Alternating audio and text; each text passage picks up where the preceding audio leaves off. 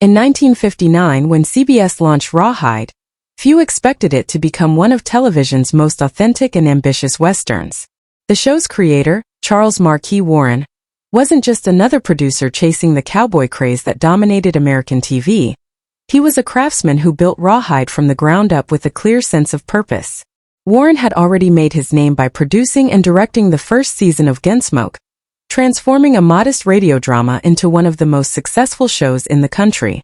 When CBS executives saw his name attached to Rawhide, they didn't hesitate. He had delivered gold before, and they trusted he could do it again. Warren's vision for Rawhide came from several sources. One was his own 1958 film Cattle Empire, a rugged post-Civil War story about a cattle drive led by Joel McCrea. Another was a forgotten 1866 diary written by a real cattleman, George C. Duffield, which Warren discovered buried in the Iowa Historical Society archives. Duffield's journal wasn't romantic or heroic. It was brutal. It spoke of stampedes that didn't stop, deadly river crossings, and men drowning in the Red River. That realism shaped Rawhide. It wasn't about gunslingers and saloon shootouts but about survival.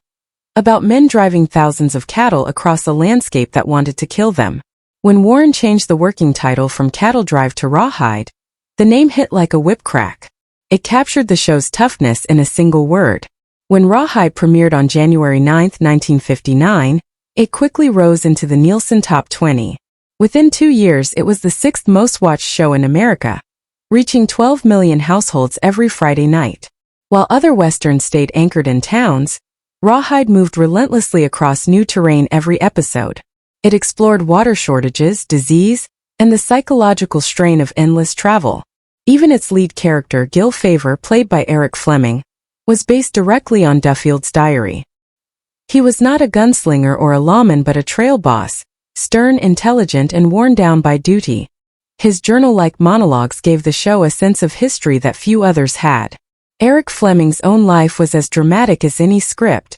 In 1942, as a 17-year-old Navy construction worker, he tried to lift a 200-pound weight and shattered his face.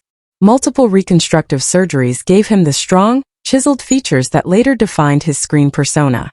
The injury, he said, gave him a wonderful balance of values. Fleming's intensity made him perfect for Gil Favor, but his perfectionism also made him difficult to work with. Producers and cast members often described him as moody and combative. Clint Eastwood, who played the young cowboy Rowdy Yates, clashed with him from the beginning. The two reportedly came close to fighting during the first weeks of filming in Arizona.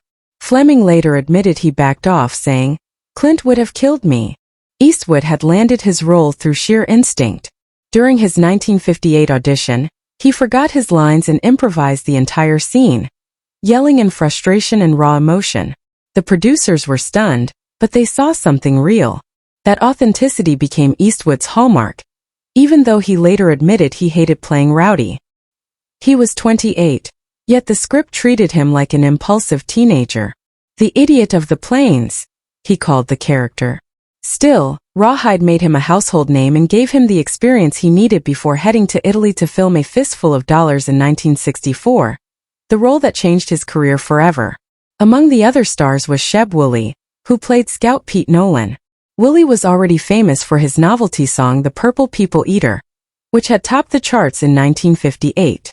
But behind his cowboy grin was a strange secret. Years earlier, he had recorded a single scream for a 1951 film.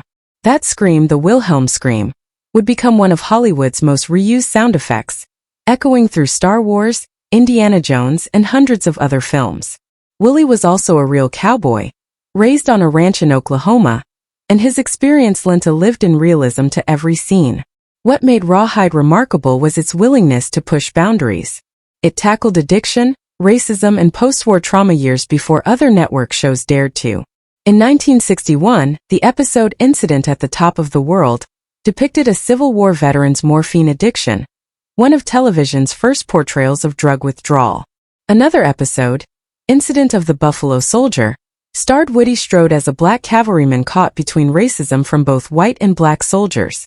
In A Woman's Place, written by Fleming himself, a woman challenged the authority of the men on the trail, a rare feminist storyline for early 1960s television. These stories risked controversy but gave the show depth and courage. Behind the scenes, though, Rawhide was a battlefield. Fleming's temper and constant criticism wore down the crew. Producer Charles Marquis Warren eventually left in 1961, replaced by a rotating lineup of showrunners who couldn't match his focus. Every new producer brought a new direction, and the show's tone shifted constantly, from action-packed Western to social drama to character study. By 1963, the ratings had started to slide.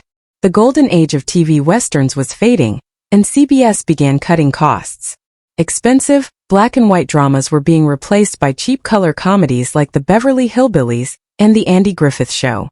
In 1965, CBS executives made a fatal move.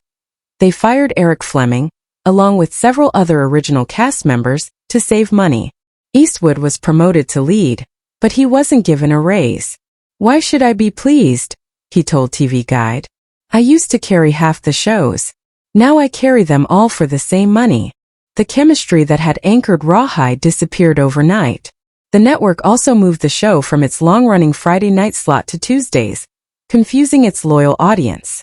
Ratings collapsed. The final season, shortened to just 13 episodes, limped to its quiet end in December 1965.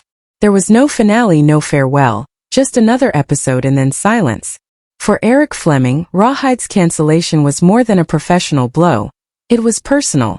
After earning $200,000 a year and leading one of America's biggest shows, he found himself adrift. In August 1966, he flew to Peru to film High Jungle, hoping to reignite his career.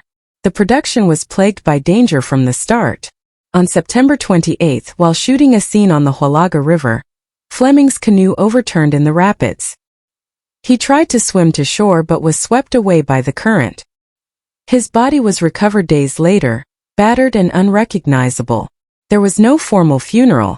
His remains were reportedly given to a medical school in Lima and buried anonymously. Rawhide had lasted 8 seasons and 217 episodes, all in black and white. At its height, it rivaled Gunsmoke and Wagon Train, bringing realism, grit, and moral complexity to American television. But by the time the final credits rolled, the Western era was fading. Fleming was gone, Eastwood was bound for international stardom,